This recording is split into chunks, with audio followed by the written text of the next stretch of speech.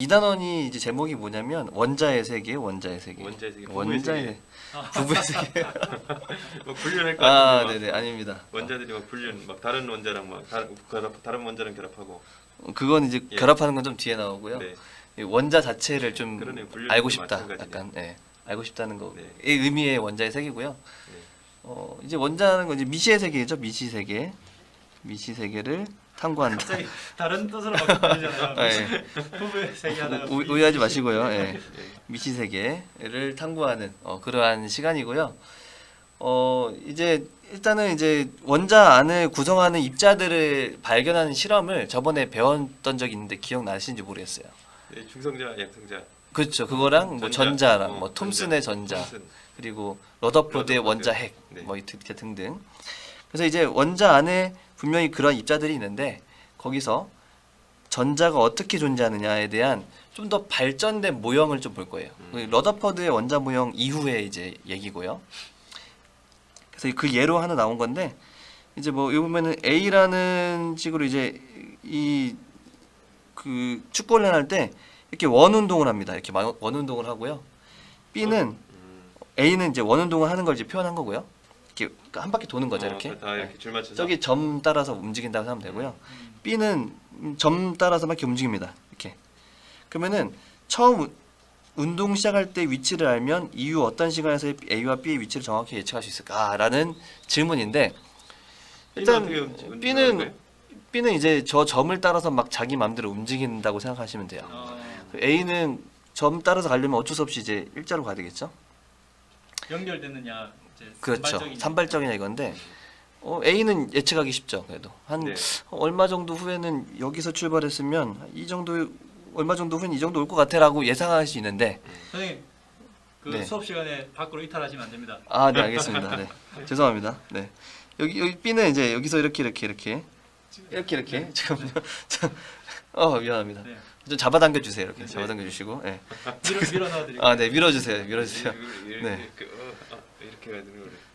자 어쨌든 수업 시작하신 거죠? 예 하는 겁니다. 타이머 시작. 빨리 시작해 주세요. 타이머 택. 이미 한 3분 지나간 것 같은데 B 같은 경우는 어디로 갈지 모르겠죠. 근데 실제로 전자의 움직임을 봤을 때는 A와 B 중에 누구냐라는 건데 처음에는 A인 줄 알았어요 사람들이. 나중엔 B인 줄 알게 된 거죠. 네, 그런 과정인데 그걸 보도록 하겠습니다. 한번. B가 그러면 막 순간 이동한다는 거예요?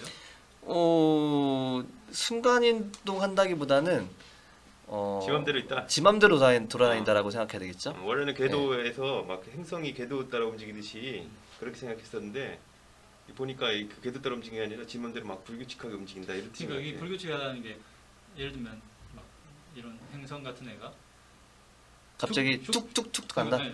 순간 이동인가 아니면은 지그재그 운동인가? 어쨌든 저 점들이 이어지는 것인지. 그건 알 수가 없습니다. 알 수가 없어요. 알 수가 없어. 알 수가 화학의 없어요. 한계인가요? 화학의 한계라기보다는 양자역학 알잖아. 자기는. 모르는 척 우리 이 전자라는 놈이 이제 그 빛의 속도로 막 왔다 갔다 그러기 때문에 네. 우리가 뭐 어떻게 그리고 애초에 어떻게 존재하는지조차도 우리가 발견하기 쉽지가 않기 때문에 뭐 양자역학에서 네. 위치를 알면 뭐 움직임을 모르고 뭐 속도를 모르고 뭐 그런 게 있잖아요. 그렇죠. 한마디로 아직은 뭐 잘 모른다라고 보면 돼요. 네. 이 완벽하게 이해한 사람이 없다고 하잖아요. 네. 이 리처드 파인만이 자기가 양자역학 하면서 머리가 안 아프면 그건 이해한 게 아니다라고 어지러지하지 않으면 이해한 게 아니다라고 했거든요. 네. 네. 아무튼 아주 대단히 많이 이해한 것 같아요. 그런가요? 머리가 너무 아파요. 너무 아프죠. 저도 너무 아픕니다. 네. 그래서 이제 그걸 설명하기 위한 여러 가지 개념들을 배울 건데 그거 전에 이건 나중에 배울 거고요. 이거 전에 일단은 현대 원자 모형 오기 전까지 어떠한 과정을 거쳤는지 오늘 좀 보도록 하겠습니다. 저번에 우리가 러더퍼드였죠? 네, 러더퍼드는 전자가 어떻게 운동하는지 설명 못했어요. 그 당시에 대충 그냥 주변에 있을 거다, 돌아다닐 거다라고 설명했는데 이제 보어라는 과학자가 좀 더 이제 전자의 운동을 설명을 해보겠다라고 하면서 이론을 낸 거죠. 그 당시에. 그래서 이제 보어 원자 모형이 이미 우리 친구들이 배웠어요. 알 거예요. 우리 이제 박쌤 같은 경우는 1학년 때 수업을 하고 계실 거라고 생각이 드는데 네. 맞죠? 이제 보어라는 사람, 그러니까 일단은 이제 양자역학이라는 게 무엇이냐부터 간단히 보자면 양자역학이 현대 이제 원자 모형을 설명하는 이론인데 네. 머리 아픈 거. 머리 아픈 거. 이 양자역학의 시작이 누군지 아십니까? 양자역학의 시작? 보어 아닌가요? 어, 아인슈타인인가요? 보어인가? 보어라고도 말할 수 있는데 처음에 이제 막스 플랑크의 흑체 복사부터 어떻게 보면 시작했다고 볼 수 있는데 좀 더 엄밀한 의미에서는 보어가 맞아요. 예. 그러니까 보어라는 이 과학자가 그 당시에 이제 수소방정관, 예, 수소방정관이라는 게 이제 발머라는 과학자가 수소 기체를 채워놓고 방전시키니까 원래는 보통 태양빛은 이렇게 연속으로 이렇게 무지갯빛이 쫙 나오는데 수소 같은 경우 이렇게 선으로 나타난다는 거죠. 이거 보고 뭐지 이건? 뭔가 수소가 내는 빛은 다른가? 라고 생각했던 거죠. 근데 이제 그걸 가지고 많은 과학자들이 연구하다가 이제 보어가 이거 하나 보고 그리고 여기 있는 이 파장들을 보고 계산을 해본 거예요. 열심히 머릿속으로 상상하면서 가설을 세웠습니다. 그러니까 이거는 오로지 보어의 머리에서 나온 생각인 거죠. 어떤 실험값이 아니라 이 실험 결과를 보고 생각을 해서 보어만의 이론을 낸 거죠. 그 이론이 뭐냐? 이런 겁니다. 원자가 이렇게 생겼으면은 이게 다 설명될 거다라는 가설을 설명한 거예요. 대단한 거죠. 이거 되게 어떻게 그 저거 하나 보고 이러한 이론들을 만들어냈느냐. 상당히 천재였던 거죠 그 당시에. 네. 천재이긴 하네요. 네. 그러니까 이런 거죠. 이렇게 연속으로 안 나오고 이렇게 선으로 나타나는 것 자체가 이 수소 안에 전자가 수소 안에 어떤 이 전자라는 놈이 있는데 분명히 그 전자가 에너지를 잃고 얻음에 따라서 그 상태가 달라지는데 그게 선으로 나타내려면 뭔가 에너지가 연속적인 게 아니라 특정한 에너지를 가지고 있어야 되는 거 아니냐라고 생각했던 거죠. 그래서 그거에 대한 의미를 전자 껍질이라고 설명을 했어요. 여기까지 아마 1학년 때 배웠을 거예요, 우리 친구들이. 맞죠? 그래서 전자 껍질이라는 의미는 이제 보어에서의 의미는 이 전자가 핵과 가까이 있느냐 멀리 있느냐. 그러니까 이 전자가 돌 수 있는 원 궤도가 있다고 생각한 거죠. 어떠한 특정한 에너지를 가지고 있는 원 궤도가 있다고 생각했던 게 이제 보어의 이론이었고요. 그 에너지의 간격은 뭐 이렇다. 이거 자세히 알 필요 없습니다. 대충 이렇다. 그래서 결국은 에너지가 연속적인 게 아니라 불연속적이다라는 게 이제 보어의 설명이었죠. 이러면 이게 저게 설명되니까. 네. 맞죠? 그래서 전자가 여기 있을 때랑 K라는 전자 껍질이 있고 L이라는 전자 껍질이 있고 이런 전자 껍질에 이름을 붙여놨어요. 왜 K? 왜 하필이면 K부터일까? 그러니까 A부터 안 하고 보통 A, B, C인데 여기는 K. 저것도 알파벳 순서대로잖아요 지금. 순서는 맞네요. 맞아요. 예. 그때 당시에 뭐였더라? 이게 그 K가 아니라 다른 것에 대한 앞에 여러 A부터 뭐 A, B, C, D, E, F, G, H, I, J, J까지인가요? 예. J까지인가요? 그래서 그 앞에 있는 것들에 대한 어떠한 말들이 있어서 그랬던 거라고 했었는지 정확히 기억이 안 나네. 갑자기 잠시만요. 네. 잠깐 밖으로 나가. 잠깐만요. 잠깐 바꿔놔서 생각 좀 하고 올게요. 잠깐만요. 그 당시 의미가 뭐였지? 갑자기 기억 안 나네. 전 들었는데 잊어버렸어요. 저도 지금 알고 있었는데 순간 잊어버렸어요. 저는 알게. 네, 그럼 여기 끊고 네. 이렇게 설명을 이렇게 보내주시면은 감독님이 끊고 설명을 넣는 걸로. 순간적으로 까먹었네. 예, 그러니까 저도 알고 있었는데. 가끔 막 학생들한테 지난 시간에 설명하다가 뭐 라이너스 폴링이라는 화학자 이름 잊어버리고 막. 저는 알고 찾아보고. 있습니다. 저는 사이버 인간이기 때문에. 네. 네네. 네, 저는 제 뇌 접속 중입니다. 한번 접속해서 말씀해 주시죠. 접속이 지연되고 있습니다. 빨리 그 그때 와이파이 꺼버려. 이거 내가 설명했었는데 전에도 기억이 안 나네 갑자기. 저 장쌤한테 들었는데. 네, 제가 말했던 거 기억이 나요. 아 맞다, 장쌤이 장쌤이 가탐 잡설에서. 네, 제가 얘기했었는데 거기서 들었구나. 하도 오랜만에 하니까 기억이 안 나네. 제가 어디서 들었나 했더니 거기서 순간적으로. 존대미문의 아주 역작 가탐 잡설에서 가탐 들었네, 잡설에서 저도. 예. 저는 어디서 들을 수 있죠 그거는? 그 수많은 가르침 중에 하나였습니다. 예, 팟빵에서 팟빵인가요? 가탐 잡설을 검색해 주세요, 여러분. 네네. 그냥 아무데서나 검색해도 나오나요? 연결돼 있기 때문에. 이 시간이 빨리 이거 타임어택인데 빨리 해야 되는데 너무 지연됩니까? 지금 거의 찾은 것 같습니다. 이게 제일 첫 번째가 아닐 수도 있다고 생각해서 앞에 맞다. 네. 맞아. 이게 이제 순전히 보어의 생각에서 나온 거잖아요. 네. 그러니까 자기가 틀릴 수 있다라는 생각을 하고 이게 처음이 아닐 수 있다라는 거에 의미해서 현명한 사람이. 중간 정도로 한 거죠. 일단 현명한 사람이었던 거죠. 자기 생각이 틀릴 수 있다고 생각하는 사람은 굉장히 그럼. 현명한 사람. 근데 그렇죠. 이 이름 자체를 이제 확정한 것은 찰스 G 발크라라는 사람이라고. 우리나라 사람이길래 이름이 그래. 뭐 양자역학 하면은 누구 한 명의 오로지 한 명만의 생각은 아니긴 해요. 네. 예, 여러 사람의 생각이 합쳐진 이름을 거긴 한데. 확정한 것은 이 사람이 그러니까 보어의 그 코펜하겐 해석만 해도 네. 그 누구야 슈레딩거랑 뭐 보어랑 또 누구 하이젠베르그 세 그렇죠. 명이 이렇게 계속 토론하면 한 10년 동안 토론해 만든 맞습니다. 거잖아요. 맞습니다. 그거를 지금 15분 만에 설명해 주려고 하는. 아. 근데 뭐 대단합니다. 자세하게는 설명 못 하고요. 네. 여러분들도 어차피 저도 설명 못 하고 설명 잘해도 여러분들 이해 못 할 거니까 어쨌든 대략적으로 보겠습니다. 그래서 결국은 에너지가 이렇게 불연속적이다, 계단형이다라고 보면 되겠죠. 뭔가 이렇게 빗면으로 천천히 이어지는 게 아니라 그냥 어떠한 에너지가 끊겨 있다라는 거, 이렇게 끊겨 있다라는 거. 이게 중요한 거죠. 마치 퀀텀 점프 같네요. 점프한다고 보면 되겠죠. 퀀텀 점프. 예. 그래서 이렇게 보원 생각했던 거고요. 근데 실제로 이게 맞았던 거죠. 예. 그게 현상으로 나타나고 있으니까 그러니까. 이거 설명할 수 있는 거가 이런 이론인데 지금 전자제품들이 다 저걸 이용하는 그렇습니다. 이게 이제 양자역학의 시작이었던 거죠. 양자역학의 가장 기본적인 내용은 전자가 가지고 있을 수 있는 에너지는 일정하다. 뭐 정해진 그 연속적인 게 아니다. 불연속적이다라는 거고요.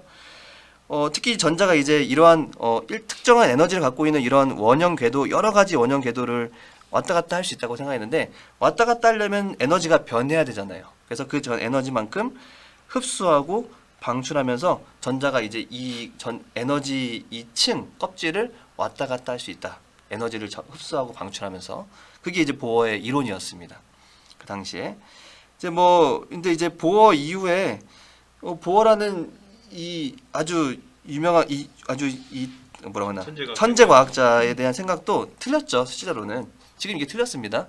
이게 틀린 게 왜 발견되냐면 이 보어 원자의 모형이 정확히 적용되는 건 수소예요. 수소에는 거의 정확히 적용이 됩니다. 그런데 수소 다음에 다른 원자들 있잖아요. 헬륨이라든지 뭐 리튬이라든지 바로 헬륨만 가도 전자가 2개 있는 상황만 돼도 이게 완전 말이 안 돼 버려요. 이 전자들끼리 서로 약간 영향을 주기 때문에 그런 건데, 그래서 그 이후로 이제 보어의 원자 모형 잘못했다. 그래서 그 이후에 아까 얘기했던 그 하이젠베르그, 그 다음에 뭐 드브로이가 어떤 과학자죠? 아주 훌륭한 거. 아주 훌륭한 과학자죠. 이거 물리에서 나오는 거 알고 있는데 물질파, 물질파를 발견한 그 과학자고요. 전자도 물질인데 파동의 성질이 있다라는 이러한 얘기를 했던 거고요. 실제로 그렇죠. 파동이다라는. 이게 말이 안 되긴 하는데 말이 되는 게 또 이제 이 세계라서. 그러니까 양자역학에서는 말이 안 되는 얘기를 참. 그러니까요. 그러니까 어떻게 보면 아직까지 이론이 완벽하지 않은 걸 수도 있고 우리가 아직 다 발견하지 못한 게 있지 않을까 생각이 들기도 합니다. 그다음에 이제 하이젠베르 같은 경우는 이제 아까 전에 얘기했던 것처럼 어떻게 움직이는지 모른다. 전자가 이 안에서 정확히 어떤 방향으로 어떻게 운동하고 있고 어디에 있는지 정확히 모른다. 이걸 우리 뭐라고 하죠? 불확정성 원리라고 하죠. 네. 하이젠베르크 하면 생각나는. 이런 불확정성 원리. 그리고 이제 여기 나와 있지 않지만 그 슈레딩거라는 과학자가 있죠. 아주 유명하죠. 슈레딩거의 고양이. 고양이 불쌍한 고양이. 근데 고양이가 죽었냐 살았냐 이게 열어봐야 한다. 50%의 확률로 작동하는 독가스를 내보내는 그 스위치가 있다고 한다면 얘가 죽었을 거냐 살 거냐 모르죠. 확률 게임인 거죠. 그래서 실제로 우리가 전자를 알 수 있는 것은 어떻게 운동하고 있는 건지 모르니까 얘가 어디에서 발견될 수 있는지에 대한 확률만 얘기할 수 있다라고 해서 슈레딩거의 파동함수를 이용해서 이 전자가 어떻게 있을 건지 확률을 나타낸 게 바로 현대의 원자 모양입니다. 이게 바로 이제 오비탈이에요. 오비탈. 확률로만 나타낼 수 있다. 그래서 슈레딩거의 파동함수는 솔직히 완벽하진 않지만 그 파동함수에다가 제곱을 하면 확률이 나오거든요.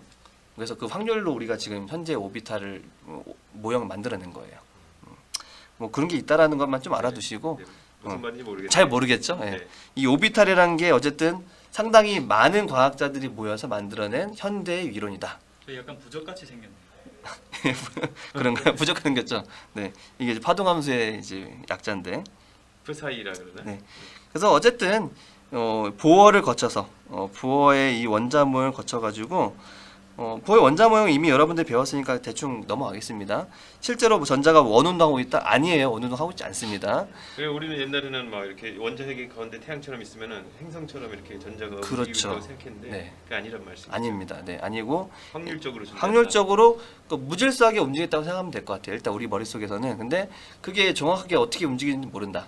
그냥 여기서 발견된 확률이 있다 정도만 알고 있으면 되겠습니다. 실제로 그래서